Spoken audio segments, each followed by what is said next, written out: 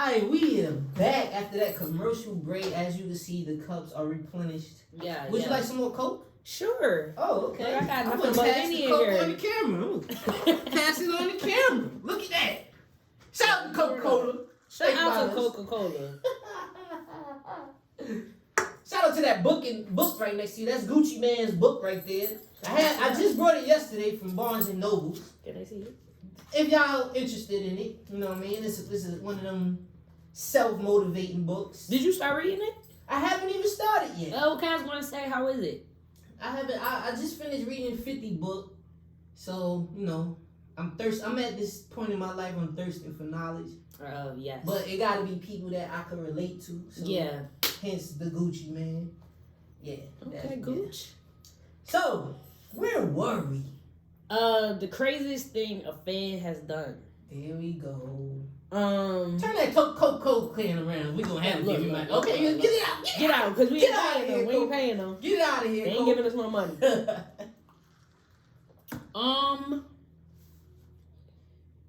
Like I said, he did a lot of shit, but like, okay. A lot of shit, like with his fingers or physically, like. No, like online type shit or.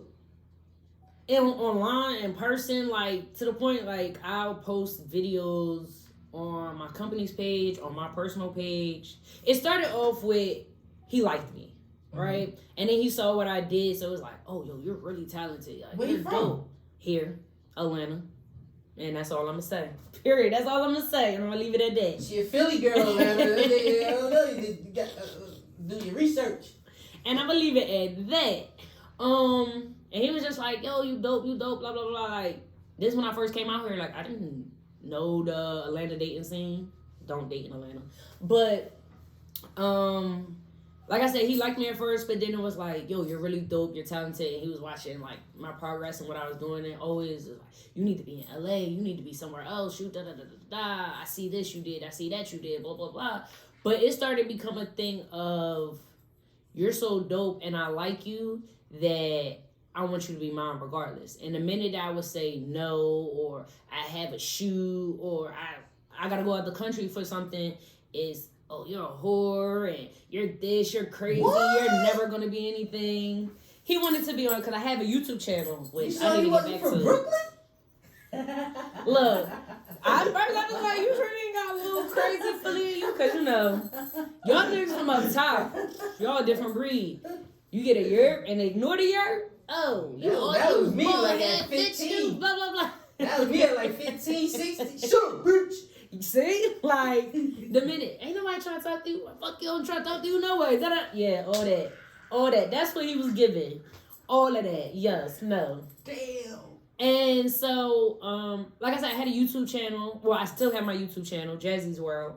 And I had did this video. It was a drinking challenge, truth or dare or something, or 50 questions drinking. And he was going to come on the YouTube channel with me. And I was like, you know what? Sometimes I'm rude to you, but you really trying to be nice. You support me, blah, blah, blah. I'm going to bring you on the channel and be like, look, guys, one of my fans, because that's exactly what I was saying. One of my fans, I guess, is going to come on the channel because it wasn't anything else. You just supported.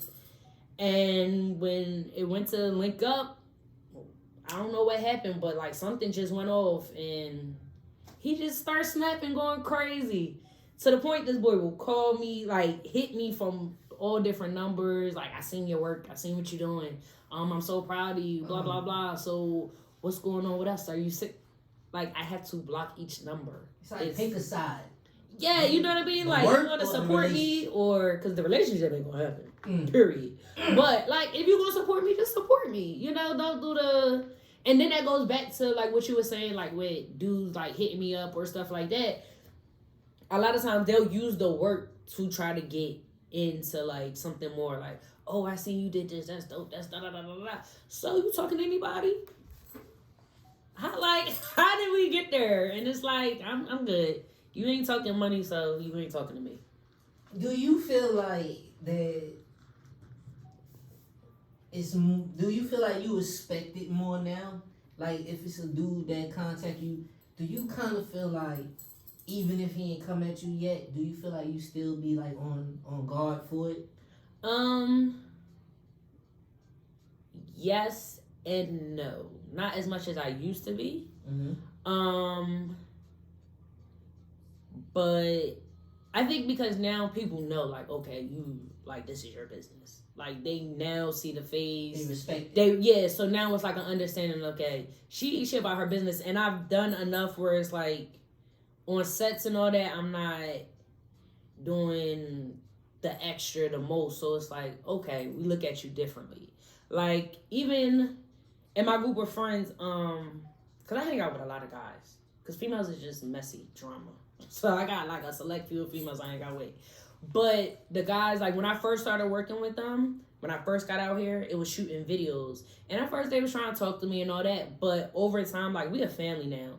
And they always tell me like, Jazz, I look at you like, you a boss, you different. I respect you. Like I look at you differently than I look at another female. I'll talk to you differently than I talk to another female because you about your business.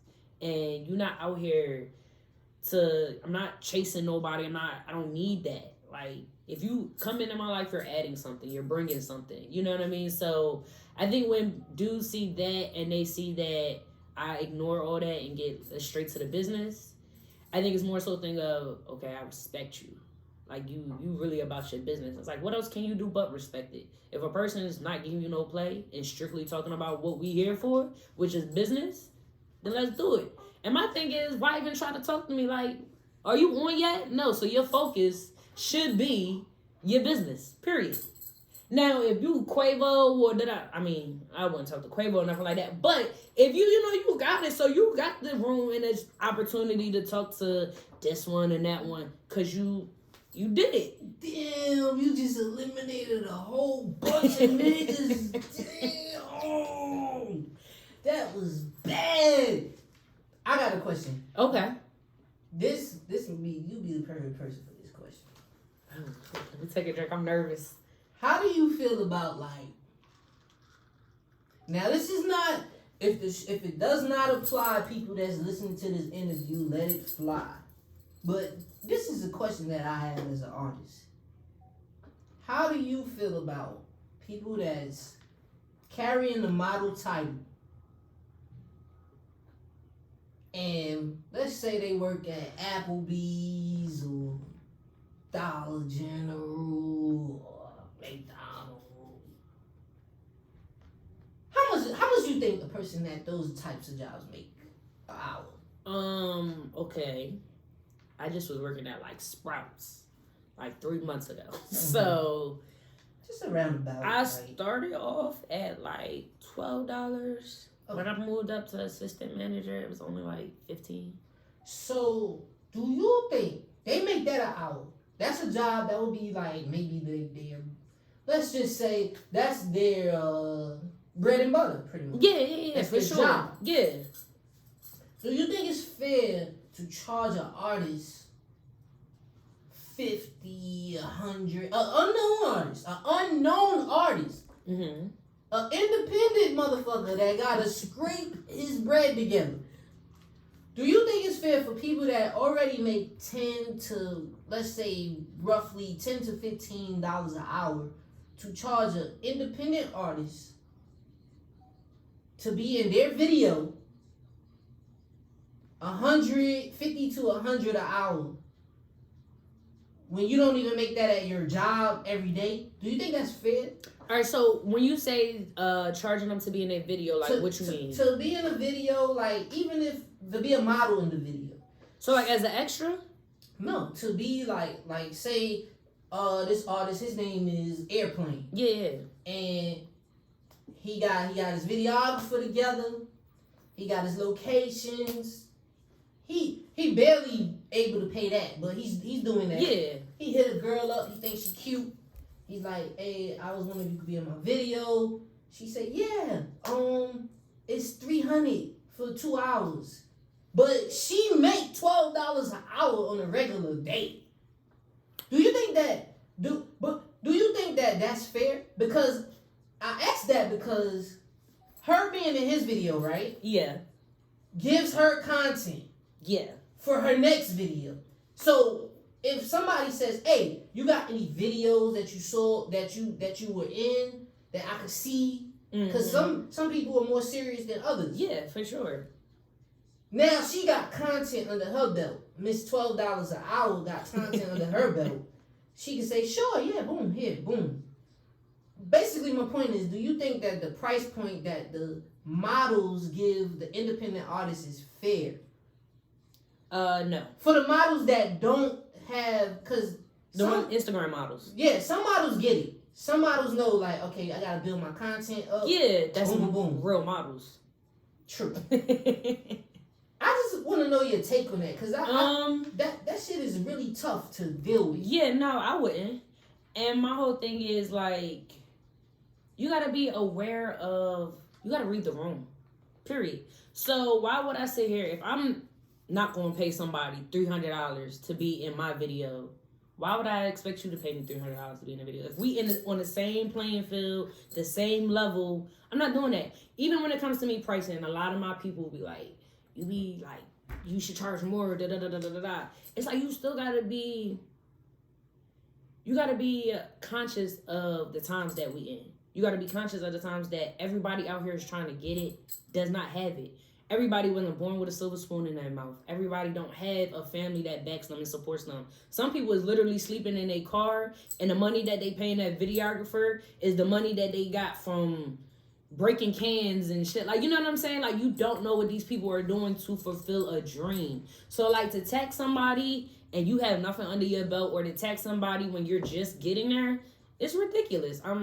I think it's ridiculous. Like, me personally, I worked with, the celebrities, I can't even count them on two hands. That's how many celebrities I've worked with so far. And it's like, even now, my base for a music video is like $600. But that's the base. And that's for like a simple music video.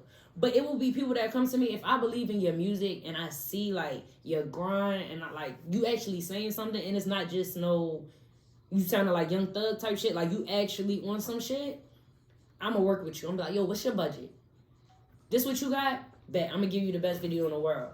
Now I'm not gonna do that for everybody, but I gotta see your hustle. I gotta see your passion. I gotta see that you doing it more for the love of it and not just so you could get a QC chain. Like, period. You feel me? Because there's too many people out here that's doing it for that, and that's not doing it for the love.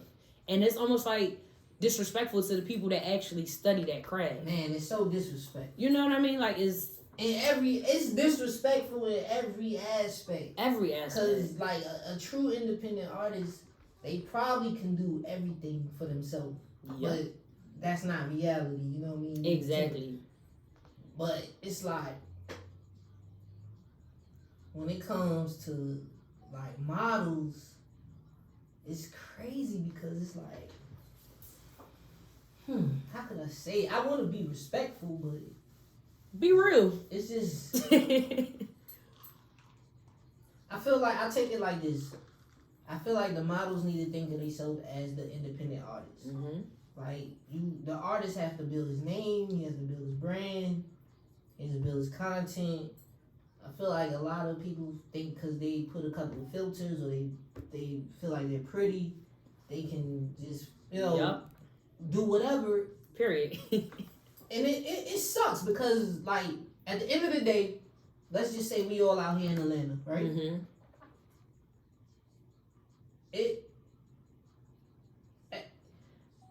There's movements that people want to be a part of that they won't get a chance to be a part of. Yeah. That's the reality.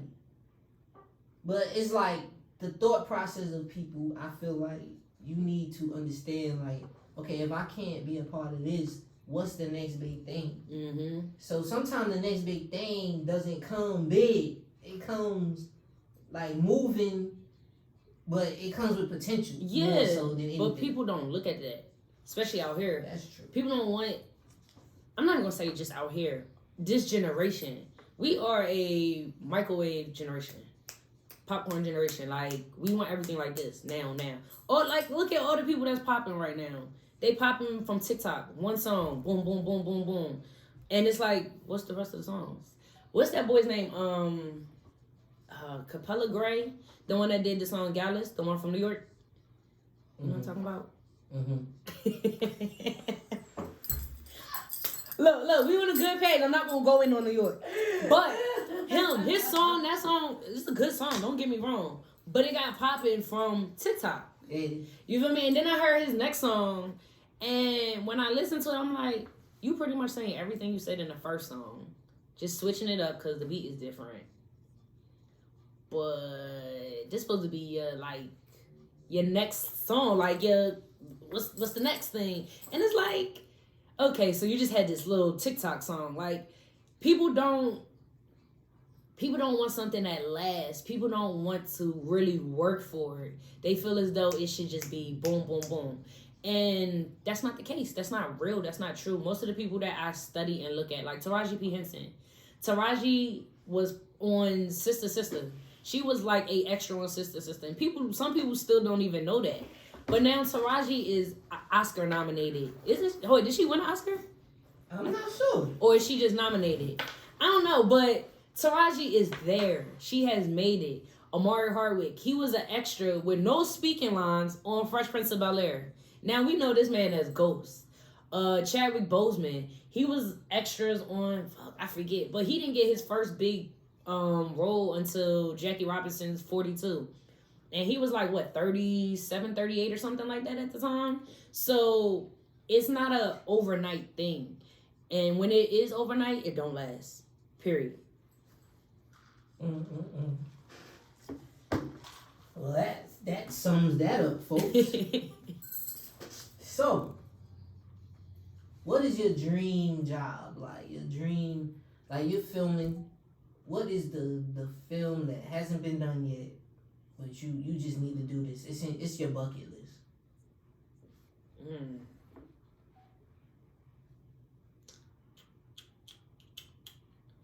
I don't know. I don't know exactly what it is, but I do know that when I find it, it's going to be something that's powerful. Because I always say I want to create a body of work that is like Lauryn Hill. Lauryn Hill has one solo album. Never dropped anything else after that album. Like, literally, one solo album. And we still listen to it today. People still sample that shit. Like, 25 years later. So, it was like, what she did was that impactful. She didn't have to do anything else. It left its mark. And I want to create a documentary, a film, a show, or something where at least one thing that I do is so impactful that it carries itself on for years. Like, that's where you talk about it for years. Like how I said Spike Lee. All his movies, we talk about years later because it's stuff that's still going on. Like, so I want to create something that just makes people stop. Like, really stop and have those hard conversations that we don't have. Whether it be about race, whether it be about gender, sexuality, economics, anything. Like, I just want to make something that it lasts for years to come. Deep.